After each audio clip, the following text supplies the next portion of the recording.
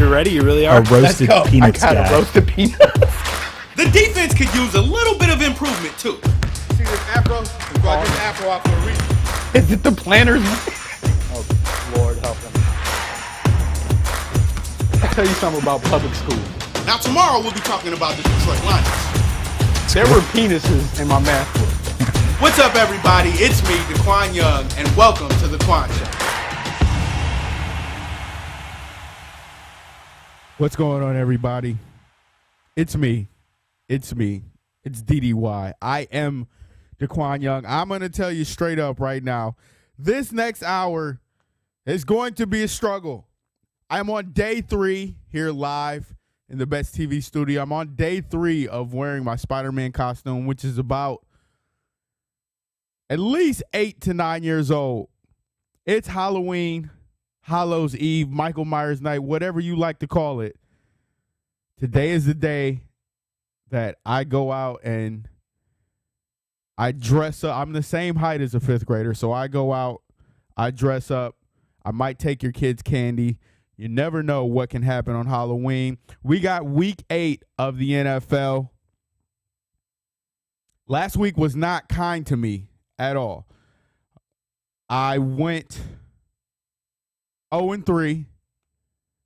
I really wish that I could stop doing parlays consciously, but it's so much fun to just do a parlay instead of a straight bet. And I don't have like straight bet money.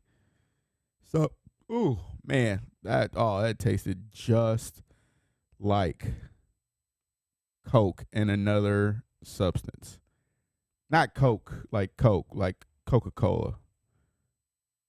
Drug-free is the way to be. We had a great weekend as far as Qwan goes. On Friday Night Lights, Huntington Beach, Coach Young, he took the youngsters down the field. We won our first playoff game 20-7.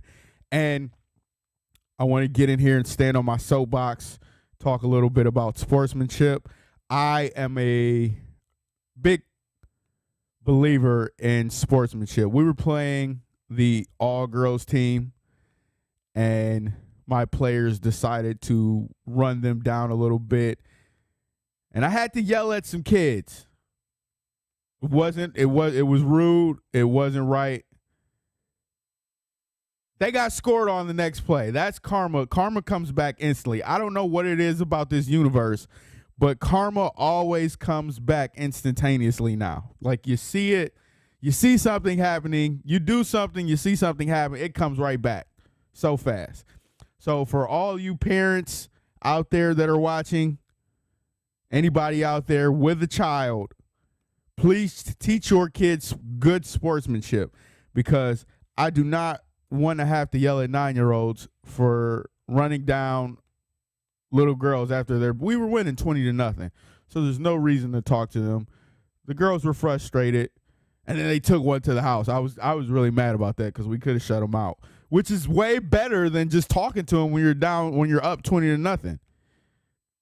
Like, who cares that you're winning 20-0? You're supposed to win like that. But if you win 20-0, the play speaks for itself. So that's your little lesson in sportsmanship from Coach Young. Coach Young had a bad weekend betting last week. I kind of got on the tangent with my soapbox, so let me step down from my soapbox. Last week, I went 0-3. These were the bets last week. I bet. That's the segment. Listen, the Lions consistently and always will let me down whenever they got a chance to. They came out like that was the Super Bowl. I did not expect them to game plan for the Rams like it was the Super Bowl. They had a surprise onside kick in. They ran 2 fake punts, went for it on how many 4th downs, I don't know. But they messed up this nice parlay right here that would have paid out. I had the Raiders in a pick, and then I had the under. It was a terrible idea. So another thing that I'm learning, if the spread is kind of high, I think I got the Rams down to 14. It's typically not a good idea to pick the under. It hit, but I was nervous the whole time. So there has to be some type of correlation between picking a high spread and the total. I won't ever do that again. First of all, the Lions pissed me off one more time. I know you guys are tired of hearing about Lions and Stafford, but big deal. That's why it's the Qwan Show and not the Your Show. So, got Rams at minus 14. I had the Raiders in the pig and the under 50.5. The next bet. What was the next bet? Where is it at? There we go. Panthers. Listen, I am going to talk bad about Sam Darnold for as long as this show allows me to. I don't know why people were on the Chiefs last week. That defense is bad. They got absolutely smoked. I don't know what's wrong with Patty Moe. First of all, I got to come back on camera for this one. I love how instantaneous the concussion protocol came out that said he's okay. He got rocked last week, and I don't know if it was a head injury. He went down hard. But they came out immediately and said he's good to go. Now, typically, I don't know how concussion symptoms work. I may have had a few that went undiagnosed for me. I've never had a diagnosed concussion. But that was really quick. It was like within an hour after the game. But they got smoked last week. And I think the writing is kind of, it's not something that's concerning because they're still explosive. They're still a great offense. They're still the Chiefs. But there's a lot going on in Kansas City. And I don't know what it is. I put the Falcons. Listen, the Falcons did everything they could to try to give that game away last week. I mean, that Matt Ryan fumble, holy hell. It's like he gifted it to him. I took the over in that game. And then Sam Darnold. Once again, I got to throw myself under the bus here. Because was it 2 weeks ago, 3 weeks ago, I came out and I actually had the audacity to put Sam Darnold's name in the MVP conversation.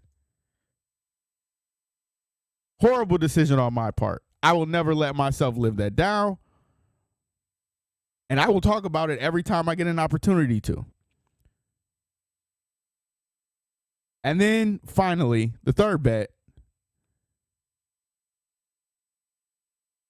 We had Ravens, Panthers, Titans. Man, what about Cincinnati going into Baltimore and giving the Ravens the business? I did not see that coming. I don't think too many people saw that coming. Is Cincinnati the team to beat in the AFC North? I don't know. It was one of those games I've been saying all year that Baltimore has been getting by the skin of their teeth, and that was the letdown game. That was the game that everybody, at least I thought, had that in the bag. And they came out, and they played tough. Jamar Chase, man, rookie of the year easily. If you can find anything on Jamar Chase, rookie of the year, if you didn't take it already, please go out and take it now. It's only going to get better from here. I think everybody was talking about how Joe Burrow needs more protection. Well, they manufactured a different way to protect him by getting the ball out to Jamar Chase. Great football being played in Cincinnati. There's nothing I can say. I had Jamar Chase on the first edition of the NFL Futures on Last Word Cheetah, I thought he was going to be rookie. It was a great pick. And then I saw all the preseason drops. Everybody overreacted, me included, to the preseason drops. And he came out, and he's been playing. Game Thursday, the Packers-Cardinals, didn't take any action on it. Now the NFC is wide open. And I thought the Cardinals were first of all, I thought the Packers, you know how FTP, I thought the Packers were a tad bit, not overrated, but I just thought the competition they were playing, it wasn't that good. Last week they got one in Washington, and then they come back on a short week without Devontae Adams. Aaron Rodgers is a bad man. Like, there's nothing you can say negatively about Aaron Rodgers. And I am really excited for the Jordan Love era, because now that would make the NFC North wide open in itself. So, for the future,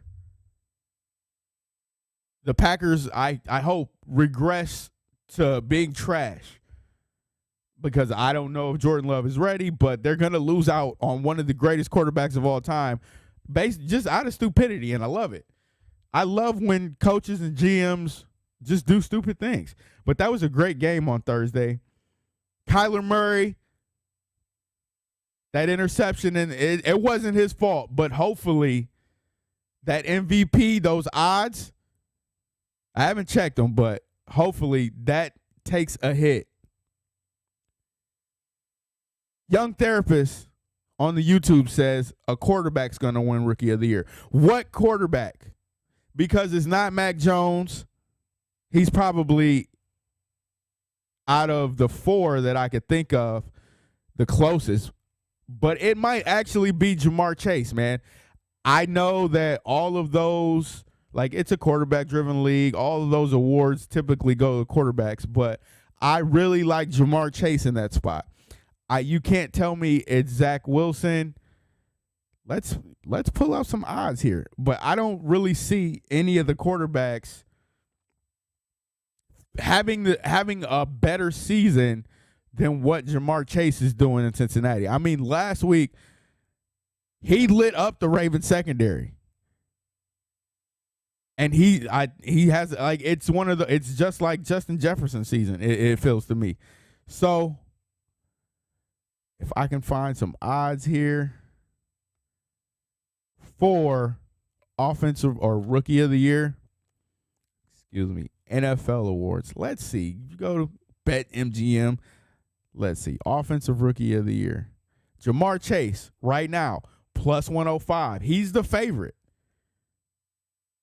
I think he's going to win. If he keeps up that consistent level of play and the Bengals end up winning the AFC North or getting to the playoffs, it's him easily. I don't think Mac Jones is going to do too much to take another, Mac Jones is decent. Like the Cowboys game, he had a great game. But he's going to have to lead the Patriots to something to win Offensive Rookie of the Year to beat out Jamar Chase. I don't think it's going to be Trevor Lawrence.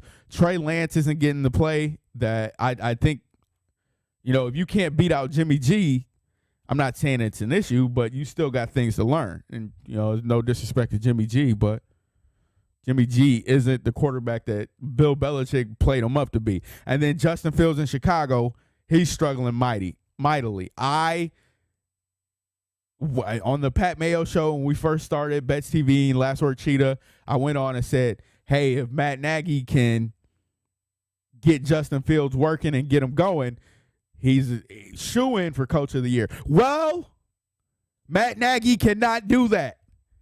That man needs to lose his job. He's probably going to lose his job pretty soon, too. So, right now, Kyle Pitts is coming along, too, but I don't think, once again, he's going to take the lead. He's not doing what Jamar Chase is doing in Cincinnati. So, it's at plus 105 right now. It would probably, if I recall, 9-1 odds before the season started. So, I would still take it if at all possible. And that was it. That was it. Well, where was I at? Cardinals, Packers, Jamar Chase, Rookie of the Year. But yeah, Thursday, great football. We got some great football going today. Let me pull up this schedule here. Panthers, Falcons. You want to talk about, I have no plays. I have no bets in place today. I don't know if I'm going to bet because everything looks nasty. It's down bad hours. I am down bad. If I miss 2 more bets, I'm going to have to pay out. And we got to wait till the first of the month over here. Because, once again, it's down bad hours. Panthers, Falcons. I got to go. Man, as I stated in the intro, in the opening, talking about my bets from last week, I do not trust Sam Darnold to do anything but look terrible. There was a play last week when I believe they were in the red zone after a holding penalty. They got backed up. It was 1st and goal from like the 20. And the interception he threw on the corner route was just nasty. No reason to throw that ball. He forced it into – if one guy didn't intercept it, 2 more guys could have intercepted it. That's how bad of a throw it was. Horrible. What a horrible quarter. Like, I get that Adam Gase is bad too, but, man, horrible. The line opened at 3.5. It's moved down to 2.5. The Falcons are favored. Totals moved down from 49.5 to 46.5. I like the under in that one. I know Atlanta can score points. The defense is bad. Carolina has an issue at quarterback. Even though Atlanta's defense is bad, I like the under in that one. I saw Scott. Scott was in the chat. Lions 3.5 today. We'll get to that game in a minute. Michael, I don't want to mess up. Hovda, big fan of Last Word Cheetah. He's always in the Discord. Congrats on the playoff victory.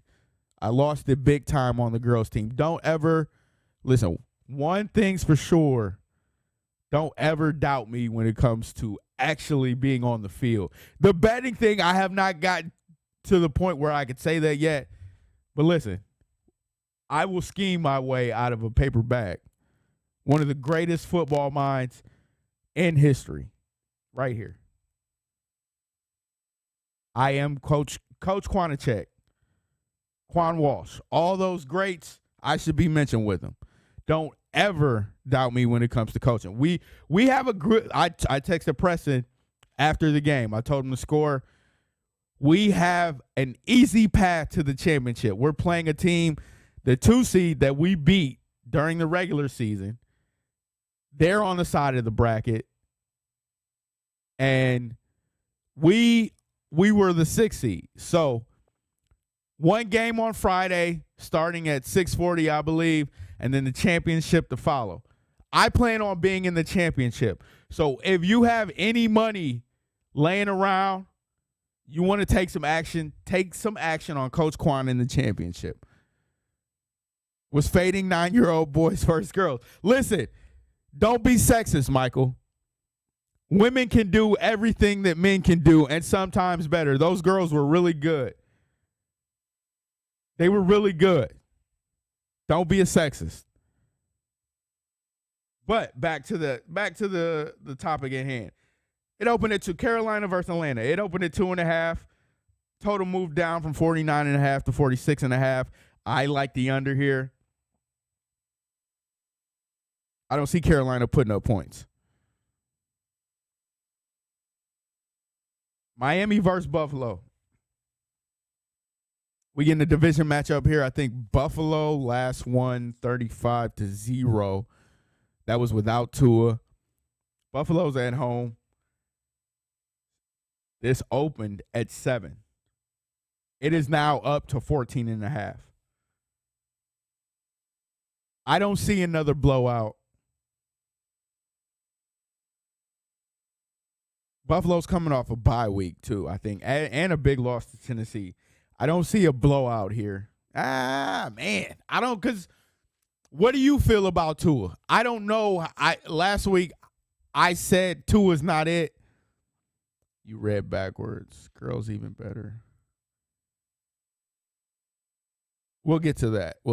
I don't know how I feel about Tua right now because I don't. You have to, as a quarterback, I keep reiterating, this is the same points over and over again. He's still only in year 2. You see flashes at times. Other times it's like, what the hell are you doing? There was an interception in the Falcons game where just threw it to a Falcons player. It was an interception. It was like, what did he see there? So it's not, I don't think Miami is going to be the spot for him because, once again, every week he has to read about Deshaun Watson coming in and doing this, Deshaun Watson coming in and doing that, Deshaun Watson. If your organization is not behind you 100%, that's something that you think about as a quarterback. If you got to hear all these rumors about getting traded, blah, blah, blah, blah, blah, that's something you think about as a quarterback. So to go out there and play the way he does, he's not horrible. Like, listen, to me right now, Jared Goff is the only horrible quarterback that I would ship to Abu Dhabi.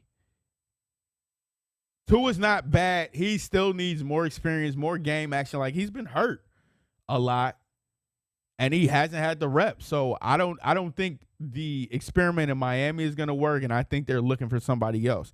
So I would count Miami out of this game. Like, remember, the disclaimer, Qwan is bad at spreads. I took the Rams minus, I bought points on that last week, still lost. So Miami Buffalo plus 14.5. Air. Man, I'm scared here too. I would take the 14.5 with Buffalo. I don't see like super blowout. 17. I don't know if Miami comes out and plays after that. Normal. Jared Goff. Exactly. Thank you for the listen. I'm glad that there's somebody out there my age who gets the Abu Dhabi reference. You got to send them out of here. Normal. That's a Garfield. That's a Garfield reference for you guys. Cincinnati, New York. No Zach Wilson. No problem for Cincinnati. I don't think there will be a letdown. This line opened at 1. It's up to 11.5. I think Cincinnati is rolling. I just talked about Jamar Chase. Burrow is playing out of his mind, and that connection is good. If you can find a receiver that you can get the ball and that you trust, go up and make big. Ooh, that's another Coca-Cola burp. You can find a receiver that you trust. You'll throw the ball to in traffic. You know he'll come down with it. That's exactly what you need. I don't see any need to talk about that further than take Cincinnati and the points. Totals at 43. It opened at 47. Somebody just hit 11.5. It opened at 47 and it's down to 43. 43, what is that? 3 touchdowns apiece and a field goal. I think you probably get a blowout here. Cincinnati's defense, they held Lamar Jackson. They kept him in check. Qwan is the biggest Garfield fan I've ever met. They held Lamar Jackson in check, which is not easy to do. 43 that's a nasty total. If Cincinnati gets in a blowout mode, they'll probably gear down in the third and fourth, but I still like the under 43 there. Then we move on to Tennessee and Indy. Indy got a nasty win on Sunday night. That Sunday night game was terrible. Listen, football should not be played in the elements. I think that it's 2021 and we need to get everything together. There's no reason for there to be open stadiums anymore. Football should be played in about 60 to 70 degree, room controlled, room temp weather. No rain, no sleet, no snow, no hail. That 49ers Colts game was unwatchable. Like I tuned in periodically, briefly, I was paying attention, And every time I saw the ball was on the ground. No more football in the elements. None. Don't like it. Indy, Tennessee, I think Tennessee is rolling. Last week I said, is Derrick Henry an MVP candidate? And they came out and they stomped on the Chiefs. Did Derrick Henry move? The odds went from 2,200 to 16-1. It went from 22 to 16-1. That means that it's right. He's moving up. He went from I think he was like 10th. And now he's 1, 6, 7, 8. Lamar Jackson, 12-1. Aaron Rodgers, 9-1. My boy Matty Stafford, listen, as long as nothing happens to his finger, he's going to win it. Josh Allen is at plus 375 right now. Kyler Murray took a hit. I don't think he took a hit. Josh Allen just jumped him. I think Kyler Murray's been at plus 450 right now. And then Dak's behind him. Tom Brady still up there in the top 4, and then Stafford's plus 850. I don't think the Bills have a tough schedule for the rest of the year either. So we're getting to see some good football from these top teams.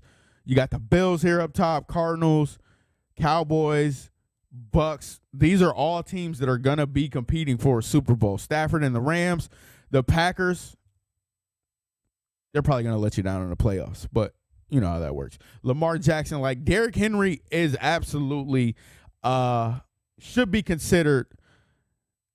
I mean, I still don't like Tom. I get it's Tom Brady, but man, as an MVP, there was that 2-game stretch where he didn't really play that great. He had 1 touchdown. I think it was the week before the Patriots game. I can't recall who it was. And then he had no touchdowns in the Patriots game.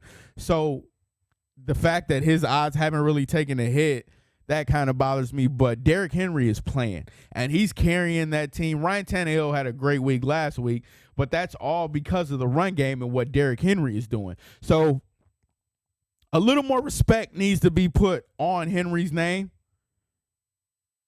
As far as this Tennessee game goes, it opened up at 3.5. It's down to 3 with the total at 51.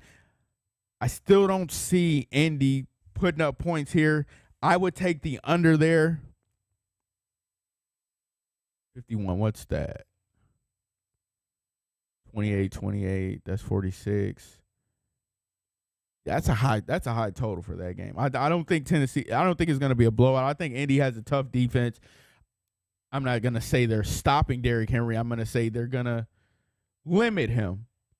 He's probably not going to have that big Derrick Henry day, which absolutely means he's going to have that big Derrick Henry day. I don't know what it is about jinxing, but anytime I say something, the opposite happens. Started late. Did you cover Cleveland? I have not covered Cleveland yet. San Francisco, Chicago. This is an ugly game. Chicago at home, a bad San Francisco team. This line opened at 4. It's up to 4.5 with San Fran laying the 4.5. And the total is 40. I don't think this is going to be that low scoring of a game. This is all dependent upon Justin Fields and the way that offense comes out.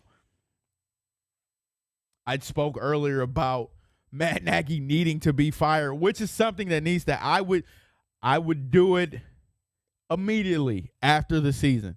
Like the team is in so much disarray that you can't say you're drafting the quarterback of your future. Justin Fields is good. Like everybody's talking about, he needs to get rid of the ball, blah, blah, blah, blah, blah. He needs to sit. This season is already punted from what it looks like. He needs to play. I always say that there are quarterbacks that need to sit, but mostly quarterbacks need to play to get those reps. The only way that you get better at football is by playing football. And sitting behind Andy Dalton isn't going to get Justin Fields better at football. I guess his rookie season. I think Peyton Manning, his rookie season, horrible. It was horrible. And it wasn't like alarmingly horrible. It was just bad. I think he threw I know he threw more interceptions than he did touchdowns. So at this point, it's gotta fall on the coaches, and you have to make a decision and saying, like, you're either getting this kid, you got to put this kid in better situations, or you're going to get all these tough lessons that he needs to get. I don't think him getting smoked every week by a edge rusher or somebody is really good.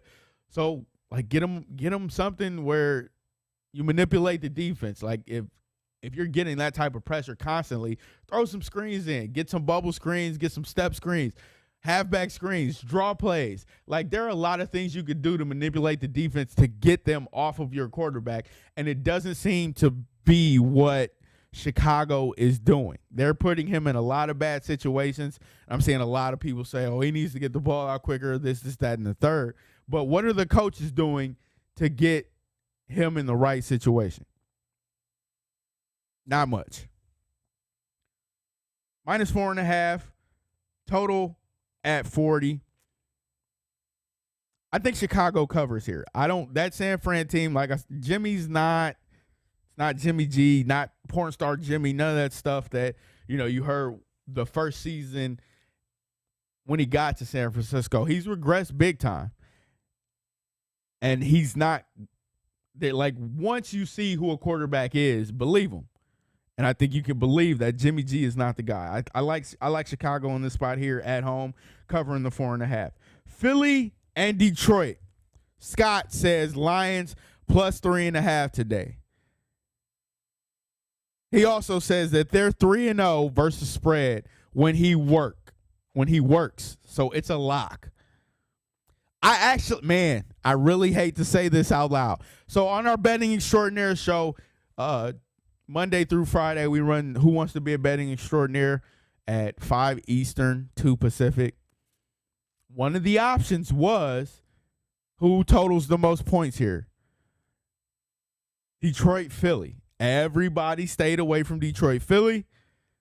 It was Detroit, Philly, and a tie. Everybody stayed away from Detroit, Philly. I went Detroit, Philly. The Lions desperately need a win. Philly desperately needs a win. Both defenses are bad. The total here is 48. Please believe that I think that there will be points scored in this game. Total only went down a half a point. It opened at 48.5. The line opened at 1. It's up to 3, with Philly being favored. I think that the Lions, Dan Campbell, man, I am not a fan. I haven't been a fan of Dan Campbell since his introductory press conference. Nick Sirianni's introductory press conference was 19 million times worse.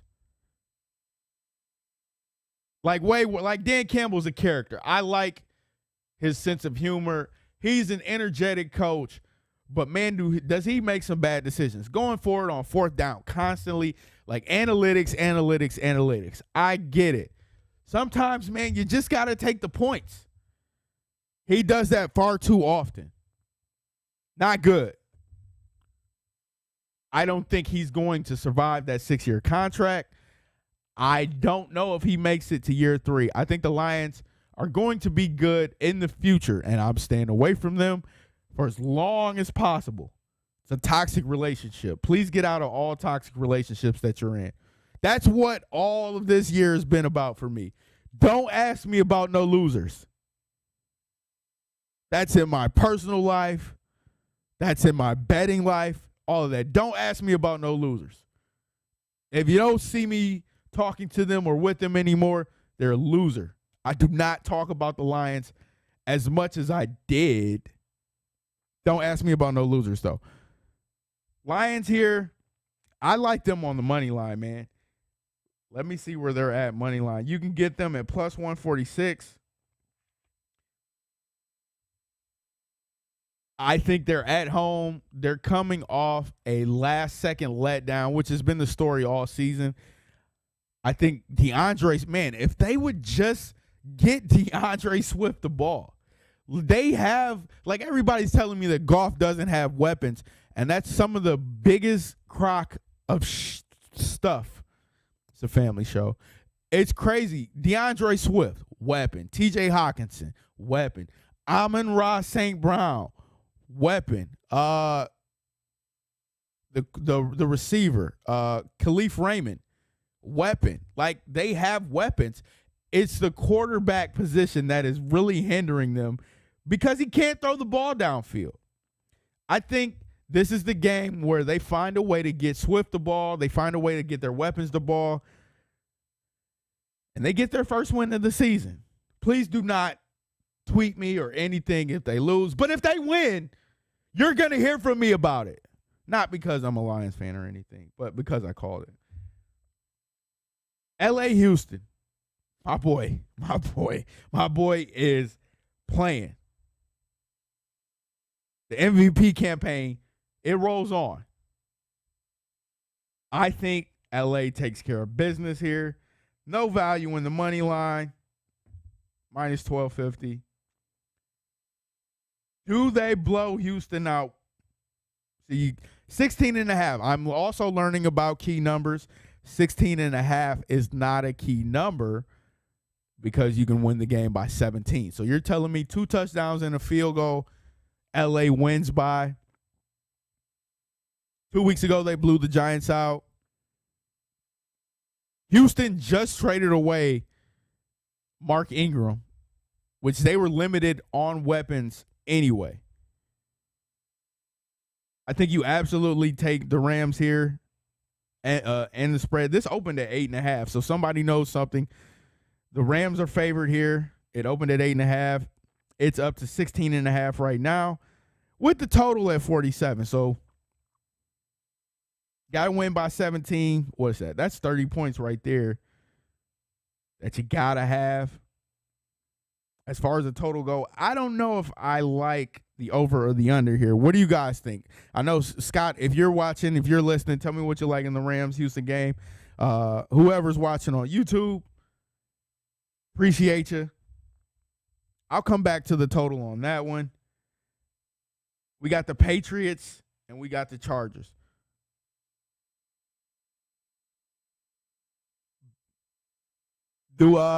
Justin Herbert winning in New England last year, Belichick has something for him. Belichick is really good against rookie quarterbacks.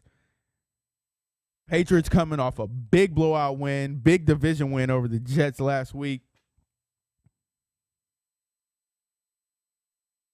This line opened at 2.5. It's up to 4 now. Sorry about that. Was thinking. Numbers confuse me, man. It's up to 4 now. The total opened at 46.5, and it's up to 50.5.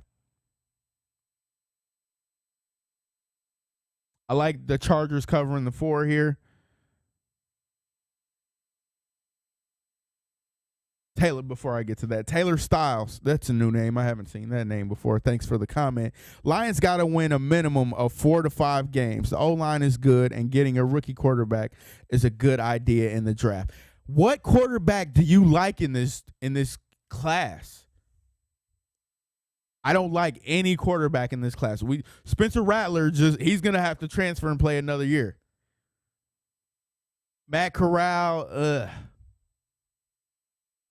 I don't like any quarterbacks in this draft. I think the move is Thibodeau for the Lions, first overall. You start building that defense. I would say, if anything, you look for a vet or you take a chance on another project that's not Jared Goff. Like the cap hit, I don't know when his cap hit is going to be gone. He has a really big contract, and I don't know anybody that's willing to take on that contract. No team in the NFL, especially for that quarterback. So I don't like any of the if you can find a project in the later rounds, maybe, but there's no first overall or first round quarterback out there that I like in Detroit. They're going to have a first-round pick, number 1, as it stands right now, and then I think later from the Rams trade, probably 28 or so. So I don't see any of those quarterbacks coming in.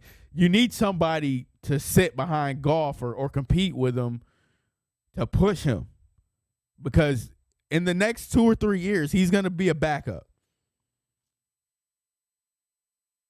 That's just the facts.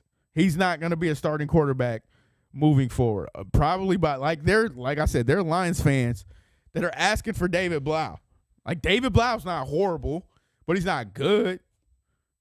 Like, Taylor Heineke is a comp for him, I guess, and I would take Heineke 9 times out of 10.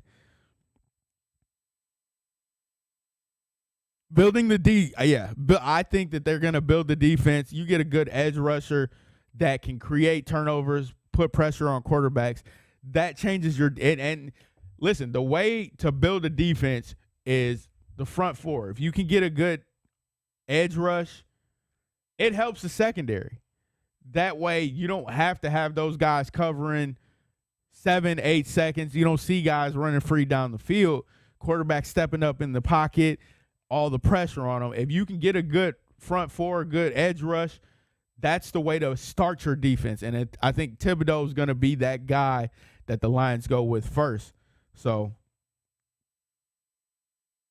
Goff's not it. That's the point. With proper coaching, I give Maryland quarterback a late pick. Is that two? That's Tua's brother, right? I'm not on him. I don't like him. Now I don't want to say at all, but I don't see it there. Let's get through the rest of these games.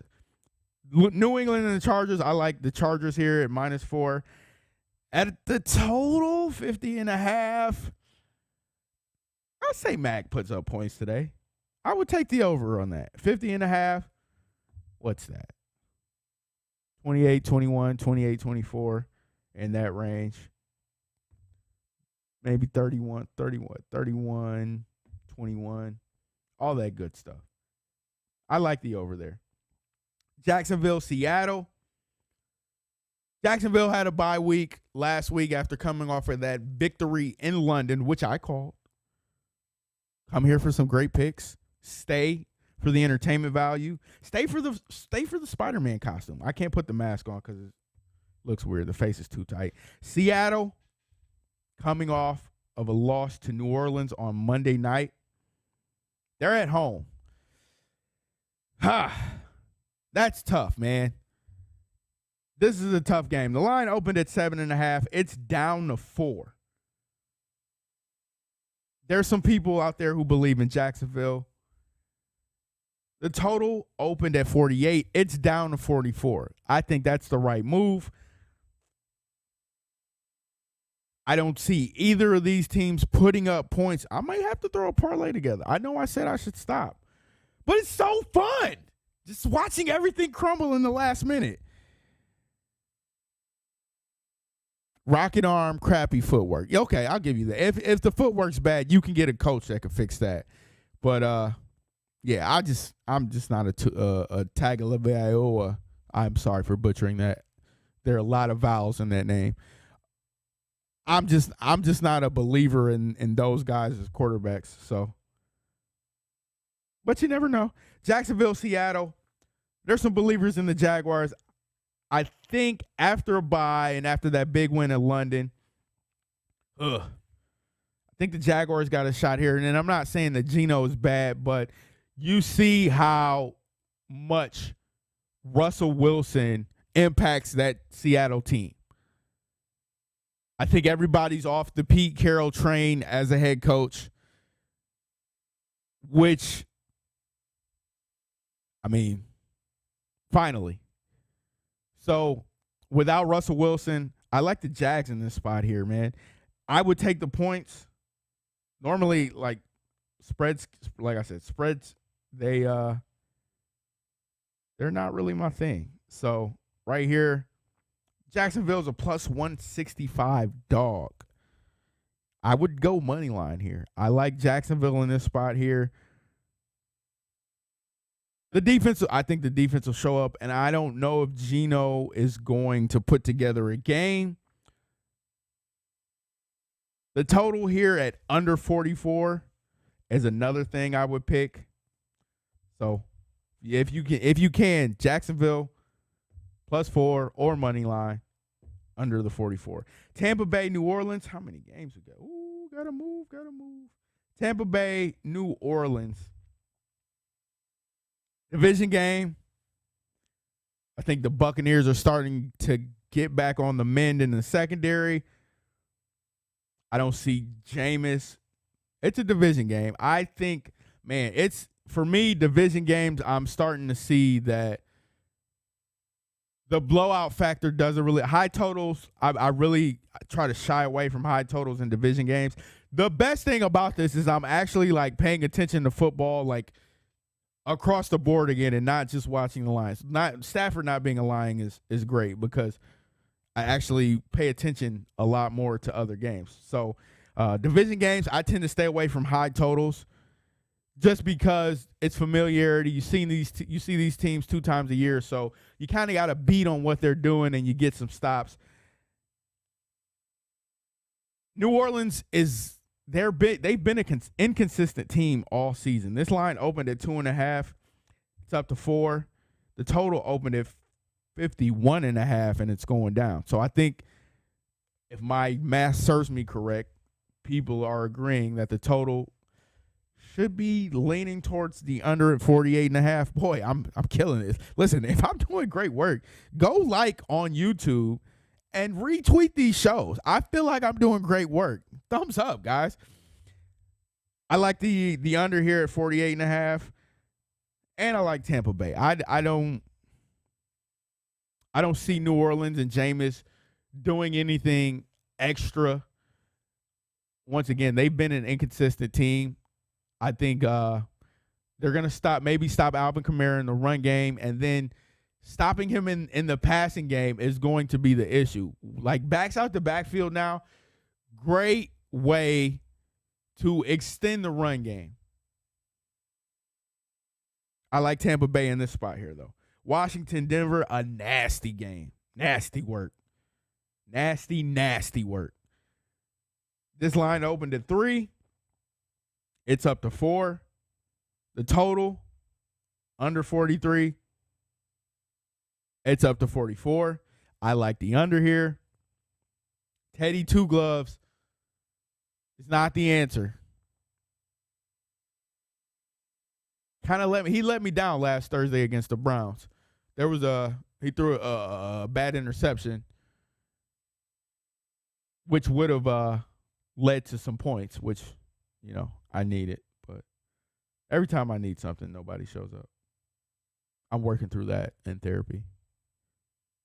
Got to be there for yourself, if not for anybody else. We're winding down here. I'm gonna wrap this up, but I like on the road. I kind of like Washington in this spot. +4. If you can find them on the money line, they're +167. I like Washington in this spot. Then we got Dallas and Minnesota for the Sunday night game. Dallas off a bye week with a bad defense. Defense is getting better. Minnesota at home. Minnesota plays down to the level of competition a lot. I think Dallas continues to roll. This line opened at 2. The total was at 49.5. It's up to 52. The line is at 2.5. I like Dallas here. Minnesota's favorite. Ooh, that parlay's looking good. You can get them on the money line at 116. I like Dallas here on the road. I think if Dak is playing, which I think was the issue during the week, I think this line moved a lot early in the week. Dak Prescott will go through normal pregame warm-up. So he's a game-time decision. I think that's why Minnesota's favorite, because Dak is questionable. If Dak is playing, you can find something last minute, or you're holding off and waiting. I go Dallas. Dak's not playing. Minnesota. The Giants and the Chiefs. This line opened at 10. It stayed at 10. The total opened at 49. It's at 52.5. KC all the way here. They're getting a very favorable schedule. Like they get these bounce back games after really tough opponents, which is pretty favorable. So I like KC here on Monday night at home. Daniel Jones and the Giants. I don't think they're going to put up. I think Kansas City puts up points here. They bounce back after a bad loss to Tennessee, and that's it. Easy. That's easy work. Listen, thank you guys for being with me. It was a tough hour. You saw all the Coca-Cola burps. It is nasty work. All up in the digestive system, my esophagus, everything. That's biology for you. This has been Qwan Young live from the Best TV studio, giving you my picks for this NFL Week 8 schedule. The Qwan Show is getting better. I like it. I like where my knowledge is at. I think I'm making some great picks. If I could just stay away from the parlays and get some straight money, I'd probably be a rich man right now. But for the time being, I'm doing the fun stuff. I'm creating parlays for myself. I hope you guys have a great day gambling, a great day watching NFL football. And remember, the only way to gamble responsibly is to win. I'll see you guys next week on The Qwan Show.